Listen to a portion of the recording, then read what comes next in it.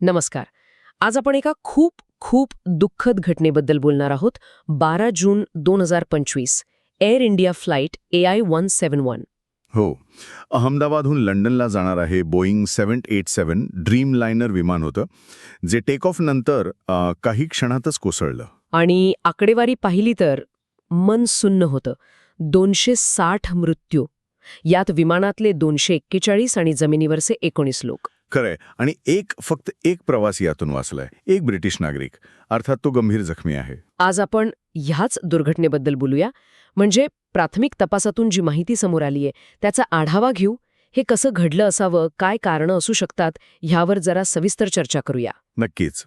तर जी माहिती आहे आपल्याकडे त्यानुसार 12 जूनला सकाळी साधारण 5:48 विमानाने टेक ऑफ केलं अहमदाबादमधून. 5:45 ओके. पण उडाणानंतर अवघ्या 3 सेकंदात, फक्त 3 सेकंदात दोन्ही इंजिनांची पॉवर गेली पूर्णपणे. काय 3 सेकंड? म्हणजे अक्षरशः टेक ऑफ रोल संपायच्या आतच अगदी. आणि मग विमान साहजिकच अस्थिर झालं. साधारण पुढच्या 30-33 सेकंदात ते विमानतळाजवळच्या एका वसतिगृहावर जाऊन आदळलं. अरे देवा, खूपच भयानक. विमानात 230 प्रवासी आणि 12 कर्मचारी होते ना? हो. आणि तो जो वाचलेला प्रवासी आहे तो आपत्कालीन दरवाजाजवळ बसला होता म्हणे. आता सगळ्यात मोठा प्रश्न, हे झालं कसं? भारताचं जे एअरक्राफ्ट ॲक्सिडेंट इन्व्हेस्टिगेशन ब्युरो आहे, AAIB, त्यांच्या प्राथमिक तपासात काय कळलंय? त्यांच्या प्राथमिक अहवालातला जो निष्कर्ष आहे तो खरं तर धक्कादायक आहे. असं दिसतंय की टेक ऑफ नंतर 3 सेकंदातच दोन्ही इंजिनचे फ्युएल कंट्रोल स्विच, म्हणजे इंधन नियंत्रण स्विच, ते मॅन्युअली कट ऑफ स्थितीत आणले गेले, म्हणजे बंद केले गेले. मॅन्युअली म्हणजे कुणीतरी ते हाताने बंद केले. पण हे स्विच इतके सहज बंद होऊ शकतात का? म्हणजे चुकून वगैरे? नाही, हाच महत्वाचा मुद्दा आहे. हे जे स्विच असतात ना, ते स्प्रिंग लोडेड असतात आणि त्यांची रचनाच अशी असते की त्यांना चुकून धक्का लागला किंवा काही झालं तरी ते बंद होणार नाहीत. अच्छा. त्यांना मुद्दाम जोर लावून ओढावं लागतं कट ऑफ स्थितीत आणायला. त्यामुळे अपघाताने एकाच वेळी दोन्ही स्विच बंद होण्याची शक्यता जवळजवळ नाहीच. म्हणजे हे चुकून झालं असण्याची शक्यता जवळपास 0 आहे. ओके. म्हणूनच मग हेतू पुरस्कार कृतीचा संशय येतोय. कॉकपिट व्हॉइस रेकॉर्डरमधून काही महत्वाचं कळलं? हो, त्यातला एक संवाद खूप महत्वाचा आहे. रेकॉर्डिंगमध्ये ऐकू येतं, एक पायलट विचारतोय, तुम्ही कट ऑफ केले का? हां. आणि दुसरा पायलट उत्तर देतोय, नाही, मी नाही केले.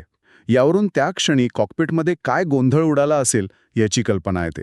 नक्कीच. म्हणजे दोघांनाही कळलं नाही की नक्की काय झालंय आणि याचमुळे इंजिन बंद पडली, मेडे कॉल दिला, पण विमान वाचवता आलं नाही. बरोबर.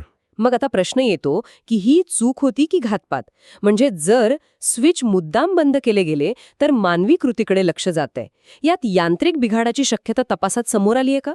आतापर्यंत तरी म्हणजे प्राथमिक तपासात कोणताही मोठा यांत्रिक दोष आढळलेला नाहीये. विमान पूर्णपणे उड्डाणयोग्य होतं. अच्छा. हो.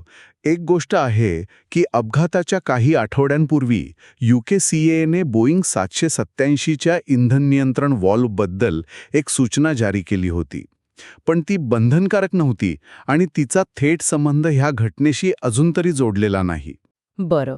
म्हणजे फोकस आता कॉकपिटमधील व्यक्तींवरच आहे. जर दोन्ही स्विच एकाच वेळी अपघाताने बंद होणं शक्य नाही, तर मग हेतुपुरस्सर कृतीची शक्यता किती गांभीर्याने घेतली जातीये? ही शक्यता अजिबात नाकारलेली नाही तपास पथकाने. किंबहुना त्या दिशेने तपास सुरू आहे. म्हणजे कॉकपिटमधल्या कोणीतरी, पायलट किंवा इतर कोणी, हे जाणीवपूर्वक केलं का? यामध्ये क्रूचं मानसिक आरोग्य कसं होतं याचाही आढावा घेतला जातोय. विशेषतः कॅप्टनच्या भावनिक स्थितीचा, कारण काही काळापूर्वी त्यांच्या आईचं निधन झालं होतं आणि त्यामुळे ते तणावात असल्याची नोंद आहे असं कळतंय. ही खरंच खूप संवेदनशील बाब आहे. अर्थात आत्ताच निष्कर्ष काढणं योग्य नाही, पण जर्मन विंग्स फ्लाईट 95-25 ची घटना आठवते. त्यामुळे ही शक्यता तपासणं महत्वाचं ठरतं. अगदी. या प्राथमिक निष्कर्षांवर कुटुंबियांची किंवा पायलट संघटनांची काय प्रतिक्रिया आहे? त्यांनी यावर आक्षेप घेतला आहे.